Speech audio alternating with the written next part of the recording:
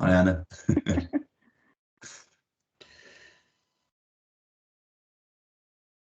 Okay. Good evening. Good evening and welcome everyone. I'm Maria Morgan, President of the British Association for the Study of Community Dentistry, or BASCOD for short.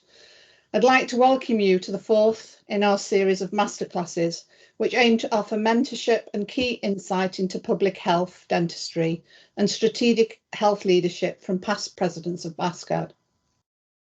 I would like to thank Professor Cynthia Pine, who was past president of our society between 1996 and 97, for agreeing to share her career knowledge and experiences in her presentation entitled From S.S.Colombie, Windrush to Dental Dean. Thank you, Cynthia.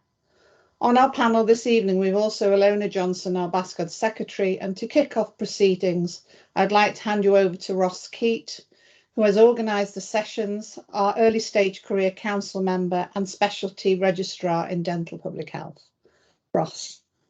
Thank you very much, Maria. I'd just like to say thank you to yourself and again, thank you to Alona for continuing to support these sessions, and thank you to everybody for coming, because if people weren't coming, we wouldn't have the opportunity to carry on doing them. So thank you very much.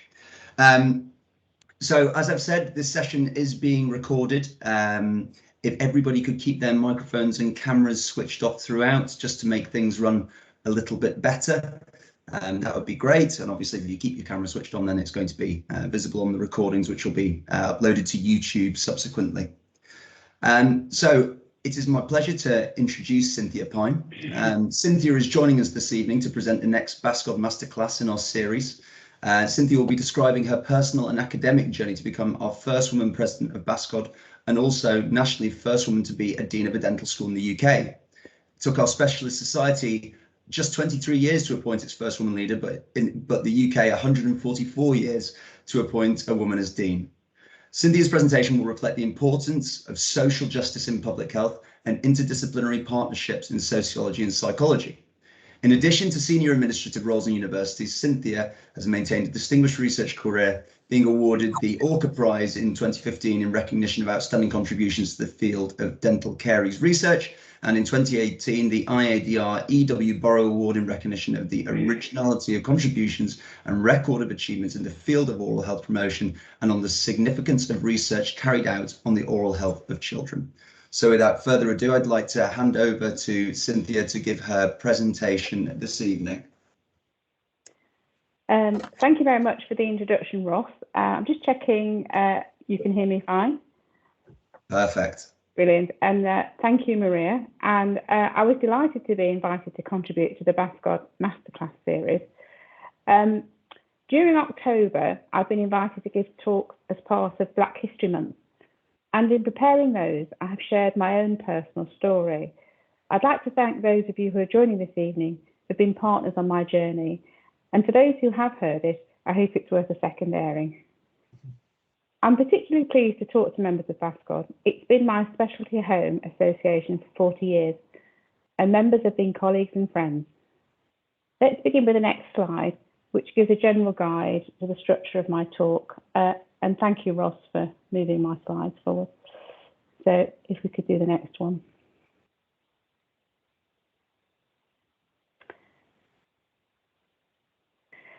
So I'll be sharing the personal academic journey that shaped my dental public health pathway, recognising the strength of multidisciplinary research and building partnerships, the importance of social justice, and how my work in prevention has been informed by colleagues in sociology and psychology. At the end, I've been asked to conclude with reflections and advice for those on their career journey. I'm happy to do so, recognising that a career can often only be defined at the end, as mostly we're getting through each day and doing our best. In my personal journey, there are two words missing from the slide: intersectionality and identity. Growing up in England then meant that there were very few people who looked like me. Visible difference also underpins other characteristics, for example, men and women, disability, all leading to others often making prejudgments about who we are. A compounding factor is intersectionality, where more than one of these differences come together. For me, it is being female and black. For my generation in work, a lot of the barriers came from there being no women before me. The fact that I was also mixed race was sometimes an additional barrier. I was an outlier. Some of these factors affected my journey in becoming a clinical professor. Many I did not recognise or accept, going on to become a clinical dean and later provost chancellor. This slide shows the highest single waterfall in the world, Kaitrell Falls. It's 4 times as high as Niagara and is in the country of my birth, Guyana, the only English-speaking country in South America, and often viewed as part of the Caribbean, a member of CARICOM. I'll begin with a question I was often asked years ago, though people would hesitate to ask it now. And where do you come from? Depending on who was asking, my common reply was Birmingham. But these masterclasses are about sharing our stories and increasing understanding. And so I'll answer directly and start with my mum and dad, who are in the next slide. Thank you very much. So where do I come from? Here are photos of mum and dad. My father was Frederick Alexander Freeman, and he was born in Laguan in British Guiana, the only English-speaking country in South America, a British colony at the time, near the Caribbean, and later became the Republic of Guyana. It's a small country, and like many before him, he travelled north to the United States in the 1930s, seeking an education and going to college in the southern states. He was there when World War II began, and he was drafted. Although British, not American, he was sent to England on a troop ship. He was a linguist, and here he is as a technical corporal in 1944, an American GI. Very handsome, mum said, a great dancer. My mother, a lovely English rose called Nora George, in her mother's garden, tying up the beans. She was from a market town called Bewdley on the River Severn in Worcestershire. The story is that they met in the Blitz when Mum was driving an ambulance and knocked Freddie down. Let's have a look at what happened to them. Let's look at the next slide. They married in England after the end of the war. As my dad had served in the United States Army, although a British citizen, Fred had the option of being demobbed in the United States or in England. He chose England, as at that time interracial marriage was illegal in 40 United States. The laws changed slowly to 16 states by the late 1960s. Some attitudes to interracial marriage have never changed. My parents and my older sister Shirley, who was born in London, made their home in England. However, it became increasingly difficult for my dad to get work and hard for the family to find accommodation. The signs of no blacks, no Irish and no dogs were real. My mother would go first for accommodation, and when they saw my dad and sister, it was no longer available. They decided to try my dad's home country of British Guiana and travel there in 1952. It was a huge step for my mum and massively different. Guyana is not well developed like the West Indies, and many stories I heard were through her eyes, iguanas dropping down from the trees into her lap and donkeys pulling carts. However, there were pressures for them there. In later years, I came to understand that some members of my mother's family did not accept us when we were growing up. I never met my uncle or one aunt. However, as a child, you accept the family you know. In recent years, I met Professor Lucy Bland, who's a social historian. She investigated the stories of children born to black GIs and white women during the war. Of all the families she talked to, my sister and I were in a minority of one in that our parents married.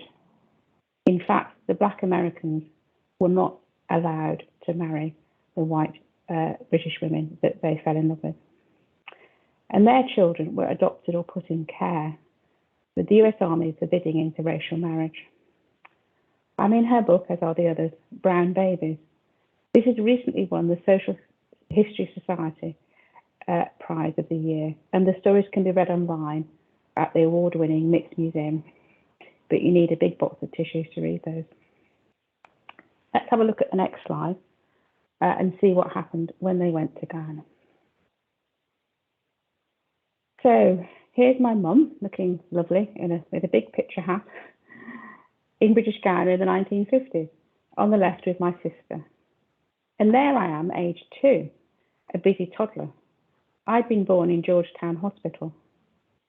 Like many people, I was fortunate to be brought up with family stories, and remember my mum telling me how she was invited to the British governor's house for a party, but not my dad. There was political turmoil in Ghana, and my father was a member of the opposition. His friend Chedi Jagan, who many years later became the president, was jailed in 1953. They couldn't make a stable home for their family there. Like many others at the time, they were well placed to respond to the call from the UK for help to rebuild. I undertook my first transatlantic journey. I was told how the 4 of us, the Freeman family, travelled back to England on a big ship. I was 2.5 years old. Unaware that many years later, that journey would define me as becoming a member of the Windrush generation. Later, it also led me to reflect on the transatlantic journey that my father's great-grandfather had been forcibly taken upon, becoming a member of the African diaspora of the United States and the Caribbean, an extraordinary shared history of hardship, enslavement, and loss of identity. Let's look at what happened to the little girl when she came to England. Let's have a look at the next slide, Ross, thank you. Well, before we do that, this is a diagram of the transatlantic trade routes. It helped me to understand, as I came to look into it, where I came from. The list on the left indicates trade paths in tobacco, cotton and sugar, just numbers in millions on the red lines. Those numbers in millions were people enslaved and transported from the coast of West Africa to North America, the Caribbean and South America. During the height of the slave trade, here shown is between 1650 and 1860, between 10 and 15 million Africans were enslaved and transported. Amazingly, 70% of enslaved people were brought to work as free labour to produce sugar. British West Indies produced millions of tonnes, hard intensive labour. Bearing in mind the origin of the red lines in West Africa, let's look at the next slide.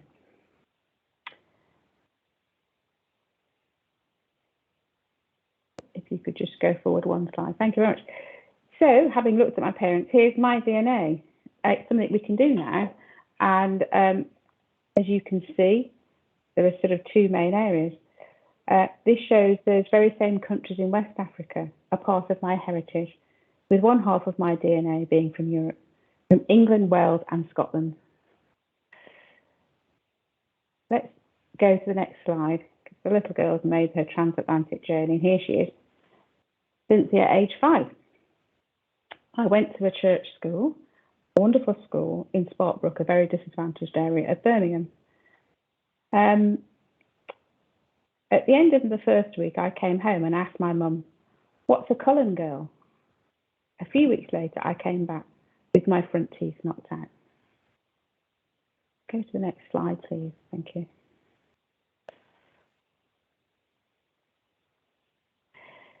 Despite these challenging beginnings, the teachers were supportive and nurtured the children, providing extra support for those with academic ability. We lived in very poor circumstances, at first all in 1 room, and when I was 5, we had enough points, counting my dad's wall record, 2 children overcrowding, that we got a council house. It was Victorian housing in Birmingham, in what is called back-to-back housing. An example has been preserved by the National Trust.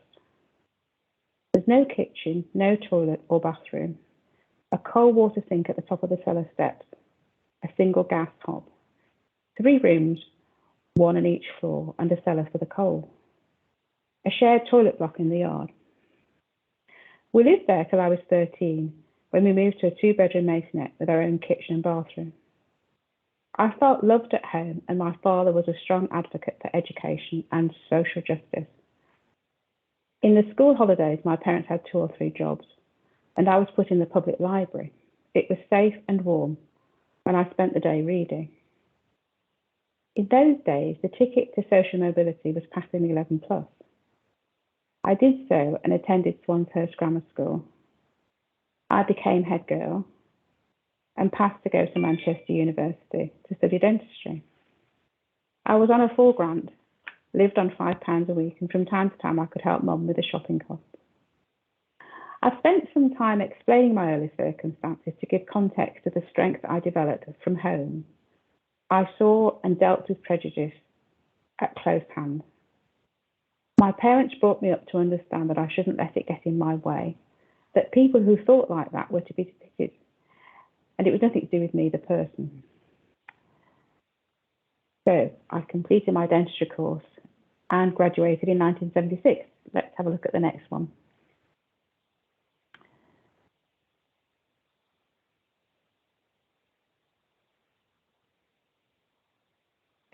So here I am, a dental graduate in 1976.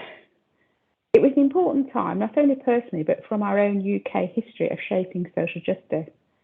Let's have a brief look on the left at the key legislation date on race and discrimination. The first Race Relations Act was 1965, and for the first time, racial discrimination in public places became an offence.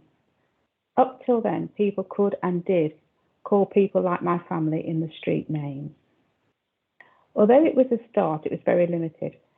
And 3 years later, in 1968, by the time I was doing my GCSEs, it became unlawful to discriminate in employment and housing. Very important. So in 1976, as I was coming out as a new graduate, it became unlawful to discriminate in education, training and services. That same time saw sex discrimination laws brought in and the first Equal Pay Act. However, as we know from the very sad submission today by Azim at the committee, it's worth remembering that behaviour and attitude lack behind the law, and there is still significant discrimination today. And for women, gender pay gaps in most occupations and underrepresentation of women and black people in very senior positions. Let's go on to the next slide.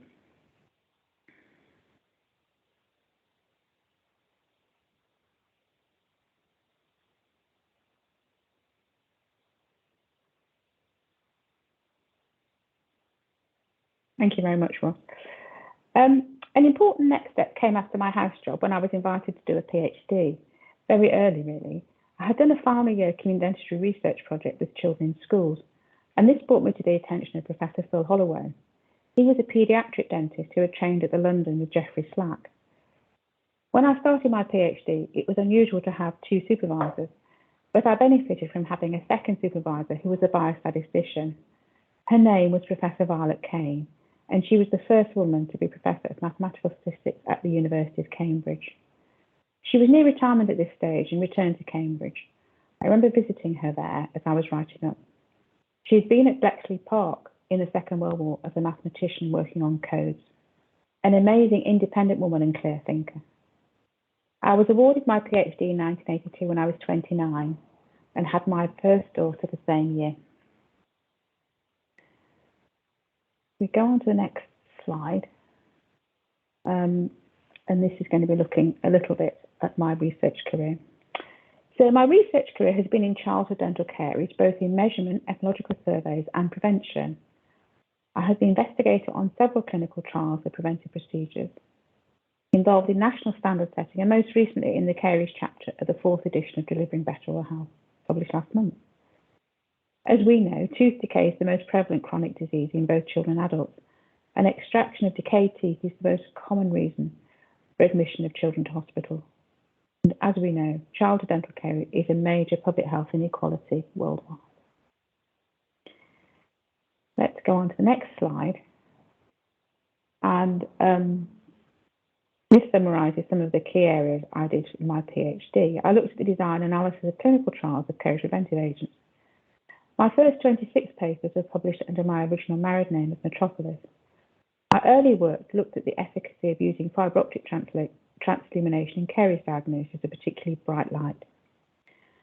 From starting my research career in the 1980s, I moved from measurement to prevention, finally leading the team that undertook the dental recur trial funded by NIHR and published in January 2020.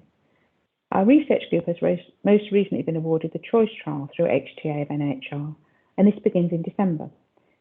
In these trials, we're evaluating the efficacy of a family therapeutic preventive intervention delivered by dental nurses. The next couple of slides, I'm looking at some of the measurement research which became important in BASCOD's leadership of surveys of child dental health. Can I have the next slide, please? Soon after my PhD in 1983, I conducted a study of the effects of different light sources in the measurement of dental caries. The paper on the left was published in the first volume of our specialty journal, Community Dental Health. My co-author was the statistician at the Dental Health Unit in Manchester, Helen Worthington.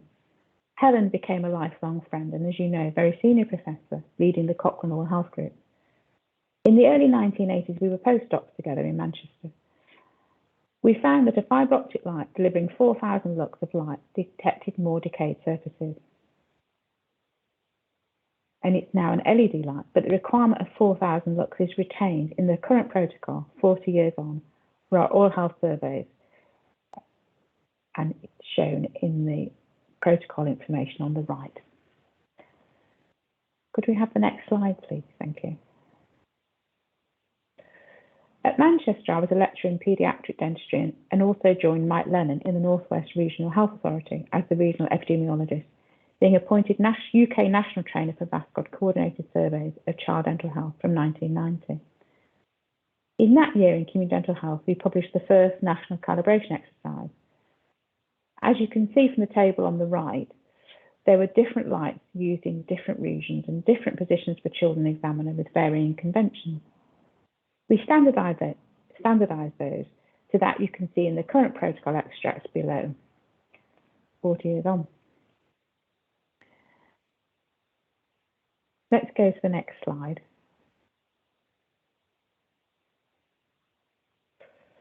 As my research developed, I was the dental examiner for one of the first trials to determine that low fluoride levels in toothpaste were inferior in preventing tooth decay in children.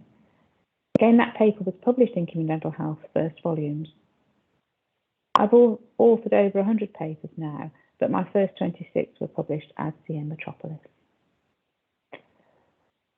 And these papers reflect some of the work during my time at the University of Manchester as a lecturer in child dental health and subsequently in dental public health. I undertook cross-sectional surveys of the prevalence of dental caries in children nationally.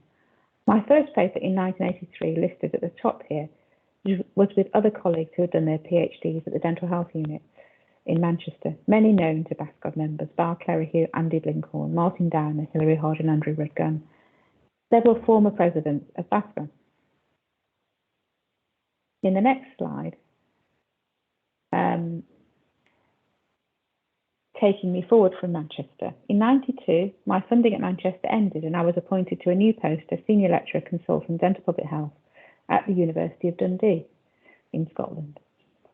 In 92, I married my husband Geoffrey Pine, taking his name, with all my subsequent publications as Pine. From Dundee, we published the quality standards for nationally coordinated ecological surveys of child dental health that had been developed during my time as the NHS regional dental epidemiologist for the North West region. And now they were published with my colleagues in Scotland, Nigel Pitts and Zoanne Nugent. I became a GDC registered specialist in dental public health in 1995 and was appointed honorary consultant to Tayside Hospitals. Let's have a look at the next slide. 1996 began a series of first woman appointments for me to honorary specialist organisation positions. As Maria said, I was the first woman appointed as president of my specialty organisation, BASCOD, the British Association for Surgical Dentistry. I worked extensively with colleagues across Europe and established and became the first president of the European Association of Dental Public Health, as it was constituted then. And we had our first joint meeting in Dundee, as shown in the picture. I also became the first black woman to be Secretary General of ORCA, the European Association for Caries Research. I had super colleagues across Europe. 5 years after my appointment as senior lecturer, I was promoted to reader consultant in 97. I've been working with colleagues on a new textbook for my specialty, and the first edition was published in 97. This became the set text for master's programmes, including several overseas. My research journey moved focus from measurement of care areas to prevention. I had a period of reflection of next stages for my career. I recognised that as I headed towards becoming a professor, after any post I took up, either in academics or in the NHS, was likely to require formal management and finance skills. So rather than acquiring those through short courses, I decided to do an MBA, which would be sponsored while I was at the University of Dundee. I registered in the academic year 2000-2001, planning to do this part-time over 2 years. But the part-time route had closed, and so I was committed to doing it full-time over a year. It was a bit of a shock, but I loved it. Most amazing people, not a dentist or medic in sight. Diverse business groups and a cohort of fun Nigerian students in the oil and gas industry. Amazingly, I passed with distinction, and my youngest daughter, Helen, who was 14, wanted to be on the credit page for helping make the tea. My husband and family were incredibly supportive. So my time at Dundee was very important, 10 years. It was a time when I established long-term research partnerships in carriage prevention. My PhD students, Andrew Forgy and Morag Kerner. Morag's Tayside trial informed the design of aspects of the Child Smile programme, particularly extending the programme to primary school, P1 and P2 in disadvantaged areas. I continue to do research with my colleagues, Pauline McGoldrick, later Pauline Adair, a clinical and health psychologist now at Queen's University Belfast, and Dr. Gerton Burnside, a statistician, now at the University of Liverpool. These research partnerships have lasted over 25 years. Around the same time, we put in a bid to the National Institutes of Health in the United States for an international collaborative study on childhood carers. It was a wonderful collaboration. I was fortunate to lead with colleagues in 17 countries, and we worked with over 2,000 families. At the end of so it was a multidisciplinary team: dentists, psychologists, bacteriologists, sociologists, economists, statisticians, and we looked at dental carers from the point of view of differences in plaque, differences in reported behaviour. We looked at children with and without the disease, and from different ethnic groups. And we also worked and looked at understanding how dentists in different countries worked in providing care. It was a very formative piece of work. So at the end of 2001, just see where we are. Right. So if we just go on to the next slide, please. Yeah.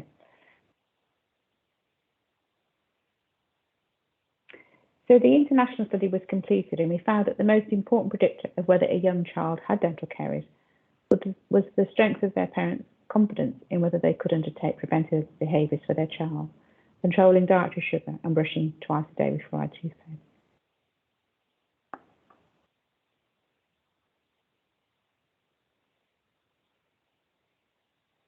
I could go on to the next slide, please.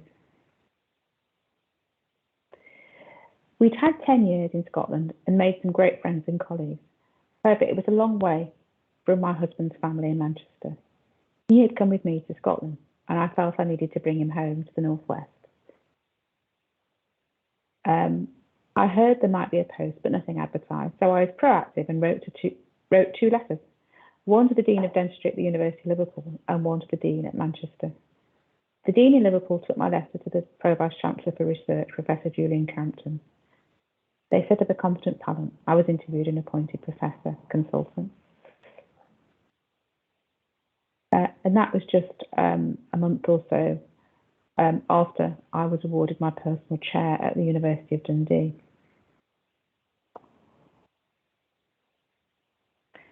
I wasn't aware of it at the time, but although I'd always been singular,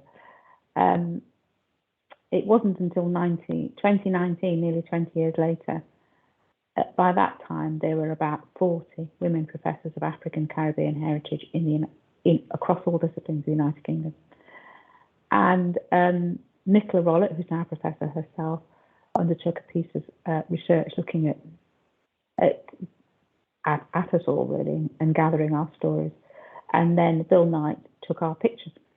So, and they made a portrait exhibition. And Nicola called it Phenomenal Women, which is a Maya Angelou poem.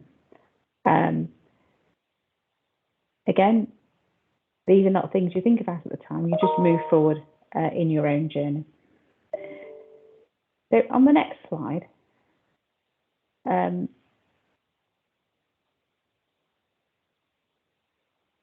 this is the time I was at Liverpool. So in 2003, I'd been a year at Liverpool when the Dean, Professor Embry, became ill. I was asked if I would take an acting position as Dean, but I declined. I knew from watching others that such a post gives you responsibility, but no authority if you're acting, particularly as a woman. A panel of 15 was convened. I was interviewed and appointed to the substantive post as Dean. As I came out of the interview, I said to the Vice-Chancellor Drummond Bone that Liverpool had just made history in appointing the first woman to be Dean of Dentistry. I had 5 amazing years in the post. It was a great time in dentistry of expansion, and we won a competitive bid for extra numbers that gave us capital to build the extension you see today.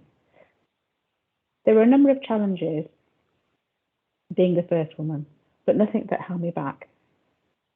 During this time, one of the graduating dentist's father came up to me.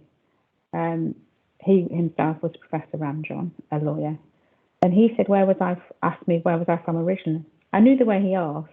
He really wanted to know, for all the right reasons. And I said, a small place you've probably never heard of called Guyana. Turned out he was Guyanese too, and through him I linked to the High Commission and the Ministry of Health, and went on to help set up the dental school at the University of Guyana, and I still teach there. At the end of the 5 years, I was asked if I wanted to do another term, but I recognised that I should move on to new challenges. And in 2008, I was appointed Dean of Health at the University of Salford. It's a very big job with all the paramedical disciplines and a multi-million-pound budget, over 250 staff. After 2 years, my post was expanded and I became Pro Vice-Chancellor International. All in all, an incredible 10 years, but physically exhausting, and I recognised I did not want a VC post. One of the wonderful, joyous occasions was when I was appointed CBE in the 2006 Queen's Birthday Honours List, going to the palace with my family, who were part of my award, Geoffrey, my husband, Helen and Mika, 2 daughters. Next slide. Then a wonderful time of becoming a grandmother to William Geoffrey 7 years ago and Hannah Cynthia 4 years ago. We moved to Essex to be nearby when William was born. We lived just under an hour from London. In the same year, 2013, I was appointed Professor Consultant at Queen Mary, University of London. This year I was honoured as one of the Windrush generation in celebration of my contribution to the NHS. However, when the Windrush scandal developed, I was very humbled when I heard the details of the tragedy of members of the Windrush generation. I realised that I was a member. I'd arrived as a child in the UK from the Caribbean on my parents' papers. I had always been a British citizen, and on independence in Guyana, my dad visited the Home Office and arranged a naturalisation certificate. But what could have happened if he hadn't done so? Could I prove continuous residency in the UK for every year since then? I began a search and found in the National Archives the ship's passenger manifest online, showing that we had travelled on the S.S.Colombie, a French boat from the West Indies to England in April 1956 when I was 2.5. However, there were many gaps after that. My school in Birmingham, who I contacted, had no records from those times. This search reinforced the importance of identity when I was growing up. I'd been very isolated. I didn't know people with my background. I think that's very different now. Support and networks are there and making a difference to people. Let's have a look at the nearly there. Next slide, please. So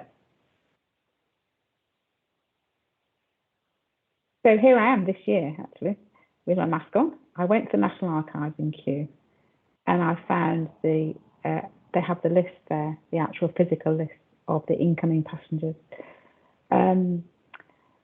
And there was the passenger list of the S.S.Colombie, arrived into Plymouth from the West Indies on the 18th of April 1956.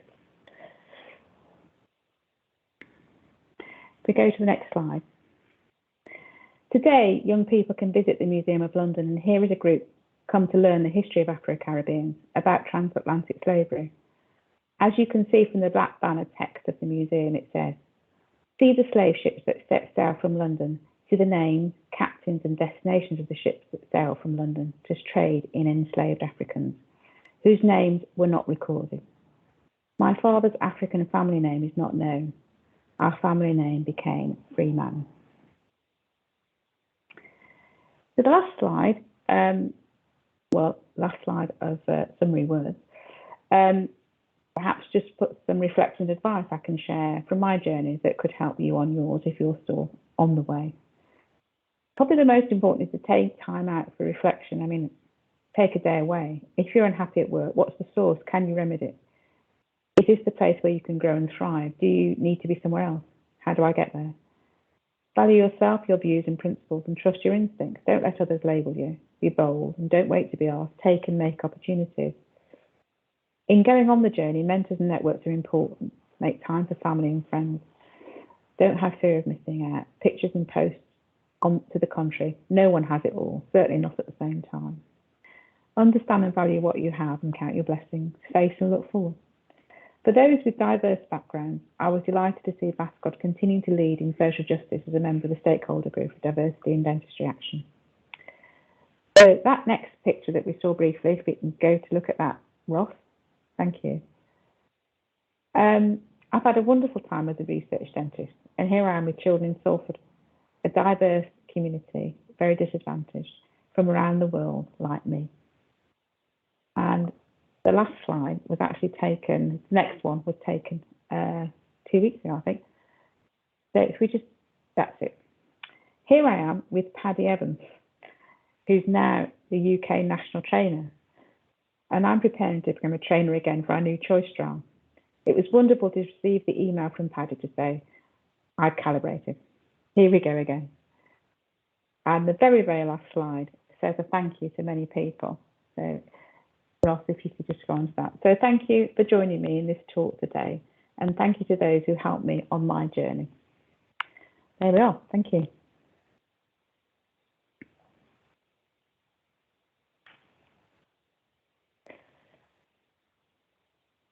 Thank you very much, Cynthia. So I don't know, Ross, if, do you like me to see if there's some questions in the chat? Ladies and gentlemen, if you have any questions for Cynthia, please put them in the chat.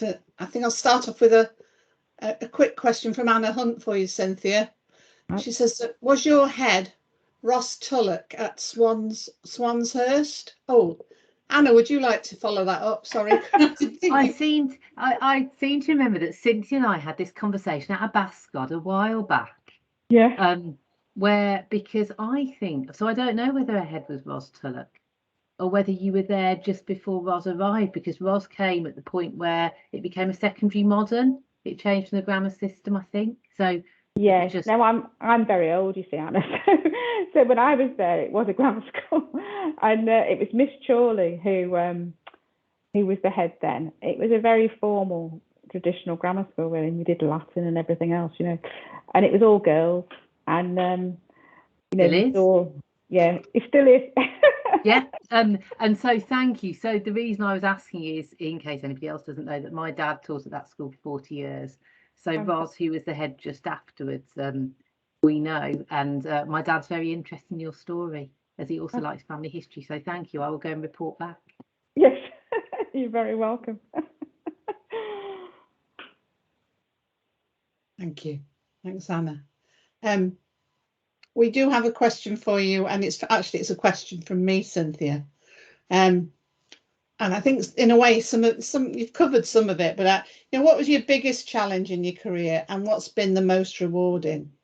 I think you have given us a flavour, but I guess the biggest challenge. Yeah, I think that the rare occasions, and they are rare, where in my career where I've come across people who are racist and I've had to work with them. It's not something I think of first or second or third, really. You know, if there's a problem, it's not the first thing that jumps to my mind, really. I'm still shocked when I come across it.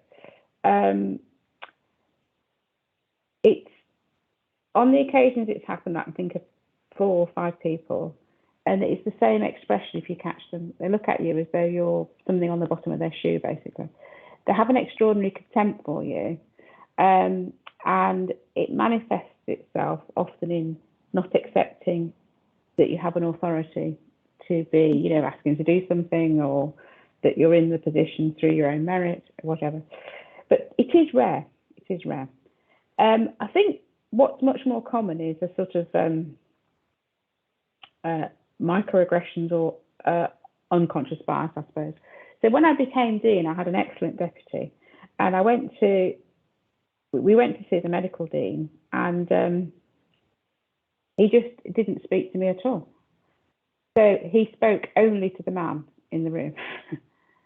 So I sort of thought about it, and I didn't say anything. And I think that's perhaps true in my generation, in that you don't necessarily verbally challenge, because we weren't brought up to do that. But what I did was I just went on my own after that. I never went with anyone else.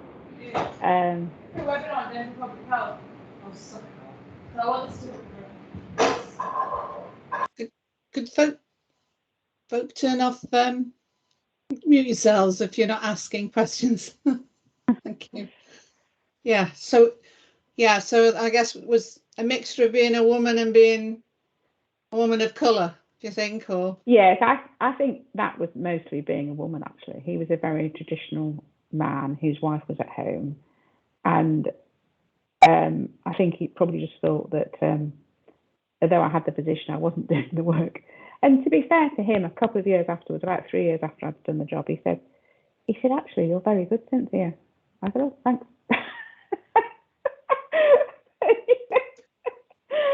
He just had to be convinced. So I think it's sort of just standing up for yourself and not, getting on with it, really. Where it's not possible is if you do come across people who are racist and misogynist, and that combination exists, and you can't actually get past that. So you have to have different methods for dealing with that. And sometimes I found that you have to reflect and think, is this somewhere I can be and grow? And if it isn't, then you have to find, I think, somewhere else to be. It depends. The level of destruction is very high if you try and tackle it head on. I think I'm hoping now that more people will come together, but often people are isolated when if they raise formal complaints.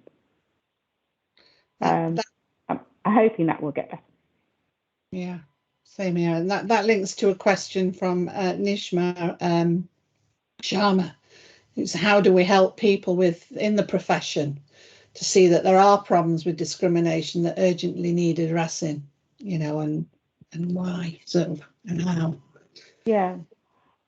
I think there's a huge issue about providing routes and support for people, because the main issue, I think, is isolation and denial, and then denigration of the individual. So it's sort of like, oh, well, there isn't a problem, it's you're the problem. There's denial of what is happening, and sometimes it's quite difficult to pin down, because when I was a child, people just shouted at you in the street. People don't do that anymore, very rarely anyway. Hasn't happened to me for over 20 years. But the sort of microaggressions really pick at people and undermine them. And so I think, to answer the question, I think we need to provide support. We need to bring people together because of isolation. We need to sort of support them in terms of understanding, no, this isn't anything to do with you, this is to do with others or the structure. And then I think it's probably some of what we're doing today. It's actually more people sharing stories, because my generation, we didn't do that. I'm just a generation away from where, I remember my father being held at the point of a knife. I've seen that. So I'm a different generation to the people now that I think are much more confident about joining together and speaking up. And this is across, to be fair, across all different categories of difference, really. And I think there's a growing understanding that this is something real. And although today, when we heard the accounts, I sat and listened to Asim, and this othering and isolation and denial, and and now of course it's amplified through social media. So support's really important, and I think networking is really important. And I think the group that BASCOD's now a member of, I think I've got great hope for that being a route through that will provide support for people. Yeah, thank you very much, Cynthia. Anyone on the panel like to join in? Are we other questions? So we have a question from Lee Hunter, which is, what advice would you give to your younger self? I think sort of keep going and take time out, to look after yourself. There's always work to do. I mean, I'm even at my stage, and you just have to make that space that's yours. And there are lots of different ways of doing that. When I had sort of 3 people running my diary, I used to sort of put in a sort of code, and it was sort of meet myself, basically. Unless you actually protected the slot in your diary, you could just go from one thing to another, So you have to be well yourself to be able to look after others and to be able to do your job well. So I think that's probably number one. And then for me, it's been family first and last, really. And then ensuring sometimes the job takes over. And if they understand you well enough, they know that. And then finding time for them. So I think it would be make the space, make the time, but keep going forward. Thank you. And we have another question from Samantha Watt, which is, do you have advice on how someone currently working in the community dental services can get involved in dental public health research? And so, you've got such expertise and such a background in these areas, but how somebody from a much broader background in, for example, community services can become involved, but without being linked to a university per se? Yeah, Ross kindly forwarded a couple of questions to me, and that was one of them. And I worked in the CDS part-time and also in general practice part-time.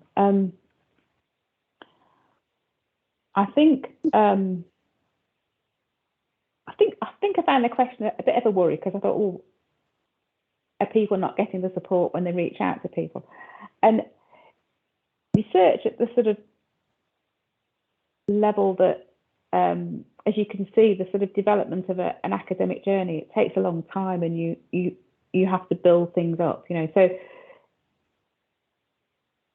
I think it's incredibly important that we do have links with universities. And I think I would say to whoever asked it, if it's not the university down the road, there'll be another colleague, probably another department in another area, and mostly academics are really excited about work. Well, I certainly used to be excited about working out, with colleagues in community dentistry. I mean, many of my research colleagues were community dentists, still are. So research is multidisciplinary. It needs partnership working. What I would say, though, and I was talking to a colleague recently who was asking me a similar thing, and I said, if you're working on the front line like you are in community dentistry, that you actually have many of the questions. So don't hesitate in terms of developing the questions with colleagues. And in many ways, that's where to start, because it's the questions at the front line that are the most important, because that's the day-to-day experience. And also audit is another route through, which we do, that can help in terms of setting some of the questions. But to undertake research really requires partnership working, and I would say finding people who you can work with, and there may not be the university down the road. That's probably the best way to put it. Thank you. So I'm going to ask one final question, if that's all right. Sorry, that's my dog in the background wobbling his ears. You've you've got so many achievements. I mean, your career is, you know, beyond, you know, most people's hopes and expectations. What are you most proud of in this very glittering career? Well, I think the best job I had was when I was dean, because it was so, you can actually do things. The problem that you have most of the time is that you're on this pathway. You're not necessarily where you're on a pathway. You've always got, you're within a box, really. You know, once you start feeling the side, you know that you need to be moving on. So if you've got a good manager, they don't let you feel the side. They give you the space you need to do things. So it was the most exciting time to be dean, and you can do stuff. You know, you really can. I remember the first meeting, because I was used to working with research colleagues, and when you work in research, it's a very flat structure. Everybody's the same, you know, there's no titles, there's no anything, you know. And I remember when I became dean and I called a meeting for something, I remember saying something, and they just said, yes, fine. And they went off and did it, and I was really shocked. Because I was used to working with people who said, well, shouldn't we look at it this way, that way, you know, what about this, what about that? And the discussion and challenge and that wasn't there. So I think it's worth going forward as far as you can, because if you can make the space, you can do things and you can help people. And that's really fantastic. That's ultimately what it's all about, really. I remember working with a colleague and I didn't know, you know, what he did. And he wasn't there all the time and I wasn't really sure. But it turns out that one of the things he did was he was a school governor. And when we came to the building the extension, he just took it on as a huge task and he was wonderful. And it's finding what people are good at. And everybody's good at something. And it's just, that was great. Thank you so much. I'm going to hand over to Maria now. Well, I think Ross might be going to chivvy us up about joining BASCOD. If that's okay. Yes, yeah, go ahead, Ross.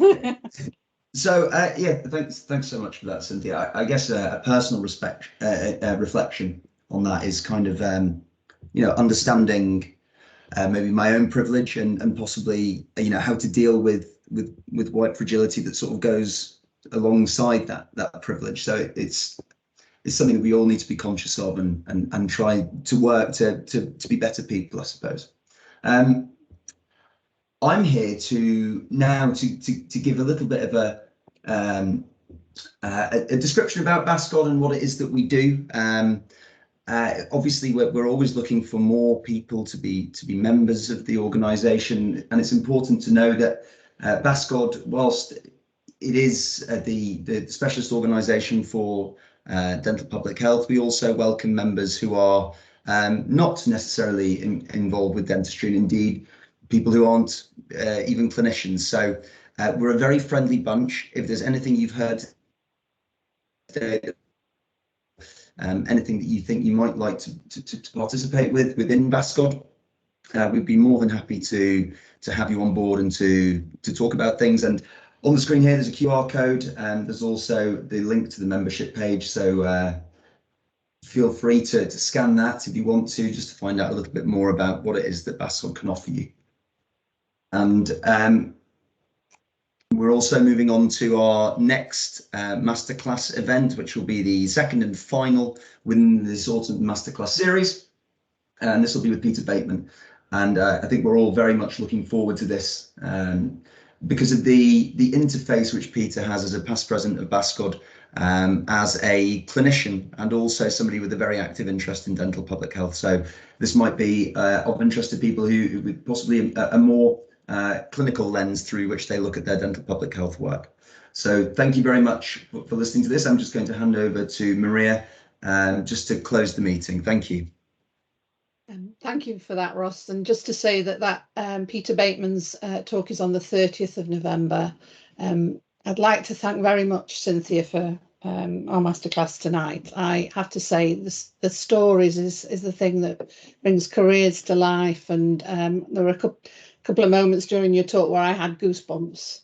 And it's very interesting to see how, as you say, it really, you almost have to have lived through it to be able to to talk about it and then to be able to give some pointers to people. But thank you very much for relaying your experiences, which very informative, and also the emotion of it. Thank you. Thank you to Ross and to Ross very much for helping organise these sessions and schedule the sessions, and he's the person who you've all been liaising with. And thanks Ilona for coming online to help behind the scenes. We have a little WhatsApp thing going on relating to questions, and Ilona's been very helpful with the panel, so thank you. But also thank you to you for all joining us tonight, to Bascod members and to friends of Bascod, you know, because what we're trying to do is prevent some of this disease from happening and trying to address some of the inequalities, and just more power to Bascod and the membership and friends. And thanks very much, and have a lovely evening, and see you at the next one. Thank you. And thank you all very